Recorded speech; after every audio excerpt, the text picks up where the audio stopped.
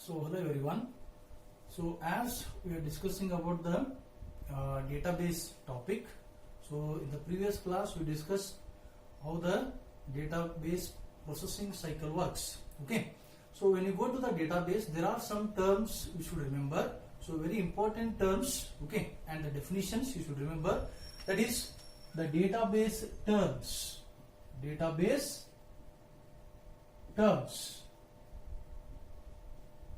So as this is the database terms, so we have some definitions like a file. We have a file. Okay. So this is a file is a basic unit of a storage. So whenever you want to save anything as a data, so it will be converted into the file and it will store into the system. So it is a basic unit of storage. So file is a basic unit of storage. So whatever, as we can go for any storage, we have to create a file. Okay, so that should be stored and that should be stored in your computer system. Storage in the computer system. So that is, we call it as a file. And the file is the large collection of related data. So as the file is large collection of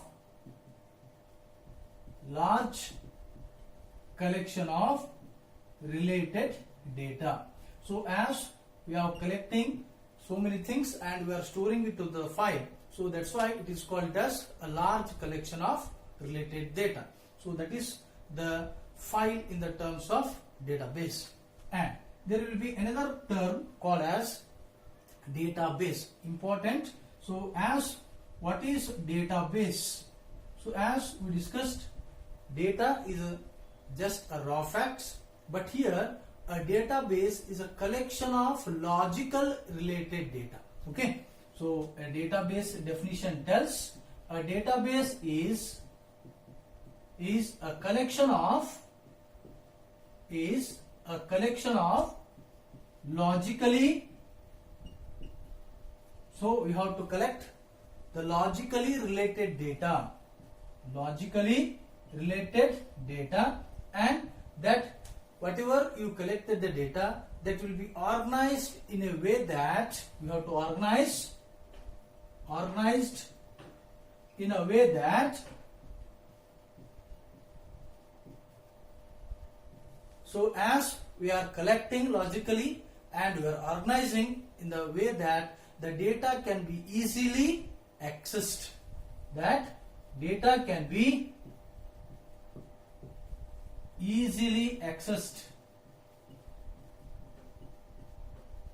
So as we are collecting the related data and we are organizing, as we have to organize in a such a way that you can easily access and you can manage and update. You can manage and update. So this is the actual definition of the database. So as a database is a collection of, we have the different related data and which should be organized in the proper way, and it can be easily accessed and you can manage it. If you want to update, you can update it. So that is, we call it as a database. Okay. And when you go to the database, so in a proper way you have to organize it, and whatever the data you want to access, that will be available and you can access it. If you want to modify, you can modify it. If you want to update, you can update it. So that is in the database. Okay. So that is the second term we are using in the database. Okay. And there is another important one called as table. There is another term we are using in the database, that is a table. So as a table is a collection of data elements. A table is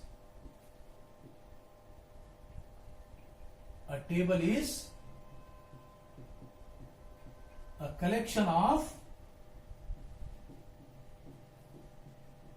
data elements. So as we are collection of the data elements, so as in the table it should be organized in the terms of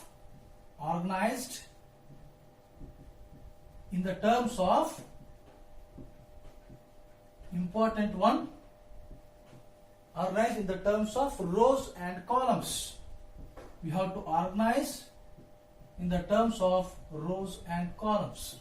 So as we are using, generally the table contains rows and columns. So as it is a table which can be collected the data, and you should organize in the terms of the rows and the columns. And a table is the most simplest form of data storage in the database. The table whatever you will create, so the table is the most simplest. So when you want to store the data in the database, so this table is used, and it is one of the most simplest form of the data storage.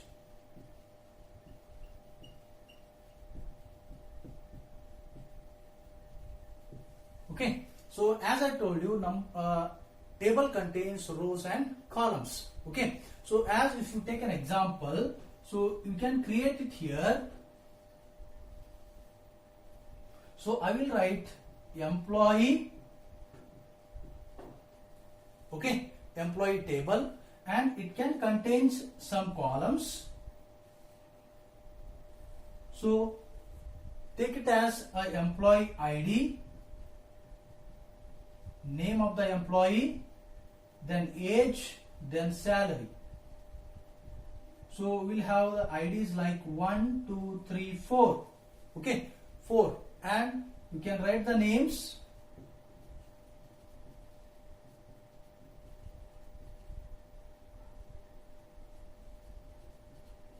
And we can have the ages, just an example, you can write it. And we can write the salary.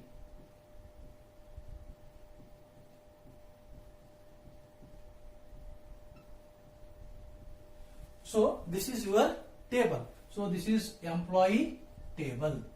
So now when you want to write, see here, the table name of the table is employee, and how many rows, how many columns. So here we have the columns, these are the columns.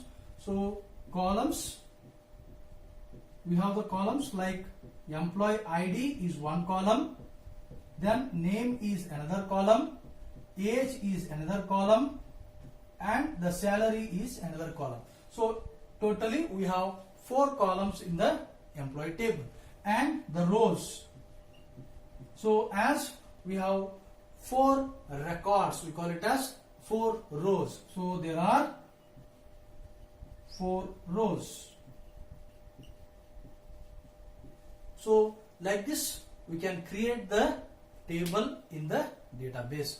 So this is the table which will be the most simplest form of storing the data in the database. So this is also important term when you go to create the SQL.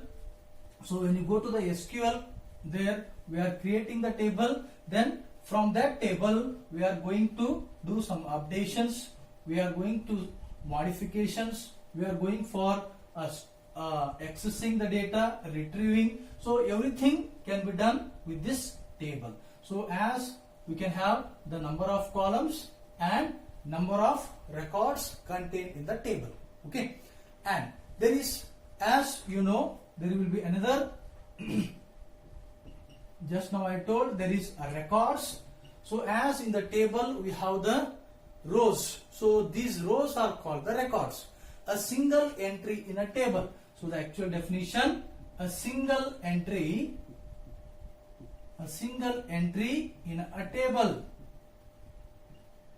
So as we saw, employee contains 4 rows. So each row is called a record. Okay. So single entry in a table is called, you can call it as a record, or you can call it as a row. So 4 rows we have. Earlier in example, 4 rows, or you can call it as 4 records. There will be another term called tuple. Means nothing but same. So records are also called as the tuples. Records are also called as